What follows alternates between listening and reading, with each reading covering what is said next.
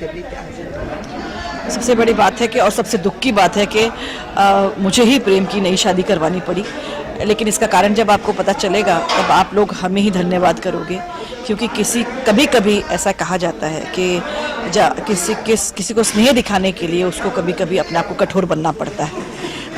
It's sometimes you require to be cruel to be kind.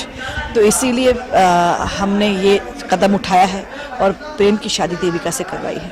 प्रेम आपने शादी कर ली अपनी पत्नी सिमर को छोड़ के, ऐसा ऐसा क्यों एकदम कठोर कदम उठा लिया? जी, it was a tough day for Prem because उसी दिन श्राद्ध किया सिमर का, जो सामने जिंदा खड़ी हैं, और उसी दिन देविका से शादी की। एंड जैसा कि माताजी ने कहा और माताजी के कहने पर प्रेम ने ऐसा किया, क्योंकि मैं उस चीज़ को लेकर बिल्कुल भी कन्विंस नहीं था, लेकिन माताजी ने कन्विंस किया, क्योंकि हमारे पास कोई और रास्ता नहीं है।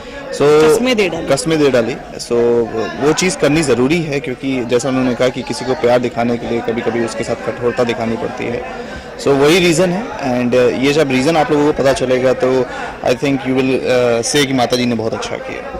सिमर को कहीं ना कहीं बचाने के लिए ये सब काम तो नहीं कर रहे, जैसे शादी किया, क्योंकि हम सब जानते हैं, अब तो खैर आ ही गया है कि सिमर के अंदर पाताली का वास हो चुका है।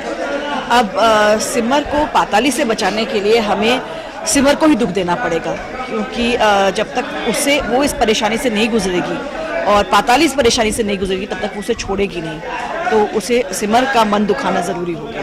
इसके बाद क्या होगा? सपोज सिमर ठीक हो जाएंगे, फिर देविका भी है, तो दोनों कैसे मैनेज कर पाएंगे? एक See, I always say it's ससुराल twists and turns का. There will be new twist to get back Simar into my life and throw out Devika out of my life. नहीं, we should be thankful to Devika कि इस वक्त वो हमारी मदद कर रही हैं। आगे जाकर कहानी में क्या होगा ये तो हमें भी नहीं पता। मैं हमेशा कहती हूँ कि जो हमारा ससुराल सिमर का है वो हमारी ज़िंदगी की तरह है। जब हम नई सुबह उठती हैं तो हमें एक नई तकलीफ़ से गुजरना पड़ता है, और नई तकलीफ़ के बाद जब हम सोते हैं तो हमें पता नहीं कल हमारे साथ क्या होने वाला है। और शायद यही चीज़ और यही बात हमारी ऑडियंस को हमारे साथ बांधे रखती है, क्योंकि उनकी ज़िंदगी में भी